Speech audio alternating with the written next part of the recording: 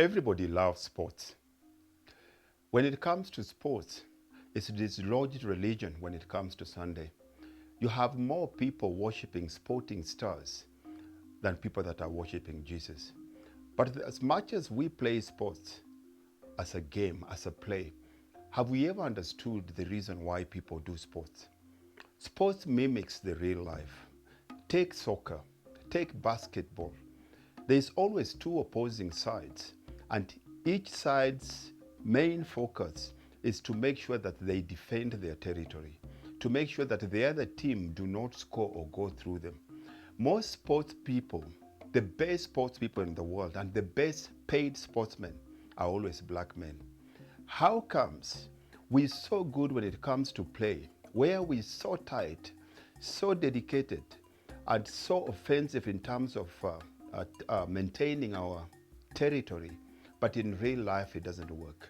How comes we find it easy to be unified under one name, Orlando Pirates, Kaiser Chiefs? We wear the same uniform, we dance to the same song, we become one so that we stand for one thing, one purpose, one unity, one future. How comes we find it so hard for us to do that when it comes to the real life? As black kids, if you go to the poorer areas, you'll always find that they've got gangs. And you'll always find that gangs from one area will never allow people from another area to come and invade their area. We are very good at defending territories at a very young age. My question again is, what happened to us when we become men? Why do we give up that? It's because most of us do not understand the principles behind sports. If you look at white people and you look at black people, we all go into sports for wrong reasons. I've got a lot of parents that bring their kids to me. They tell me, I want you to train my child so that he can become the best soccer player. He can become the best basketball player. And my question to them is always, why? She says, he's going to be the first one that is going to buy me my first BMW. He's going to be able to buy mommy a nice house out of the townships and move me to the suburbs. So we send our kids into sports not as a means, but as the only means for them to do that. Let's look at it from a mathematical point of view.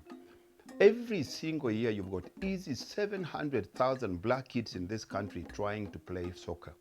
Out of the 700,000, only 35,000 of those will get into school soccer.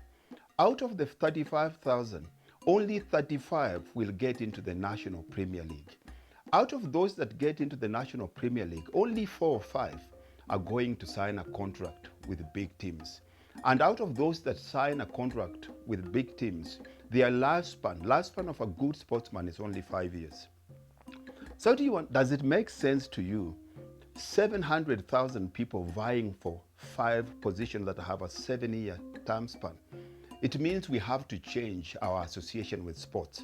We have to start doing sports the same way white people take their kids to sports.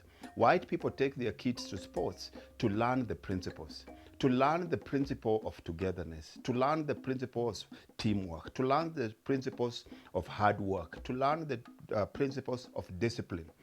Most white people and most white kids, when they stop playing sports, they'll always take the principles they got in sport and they will apply it in insurance, mining, accounting. They take all of those friends that they made and they take them to these companies and they take those principles and they become successful outside. Something has to change, because the same way that we defend our territory in sports has to be the same way that we defend our territory in this world. You have to defend your territory, and you can't defend your territory if we keep on looking at sports as a game and then looking at life as being separate from sports. Let's apply those principles, because without defending our territory, that's why everybody takes advantage of black people. We are getting into the second, fourth slavery of black people, but this time nobody is dragging us there screaming. We're going there by selling our own national concessions. We have to stop and fight for territory.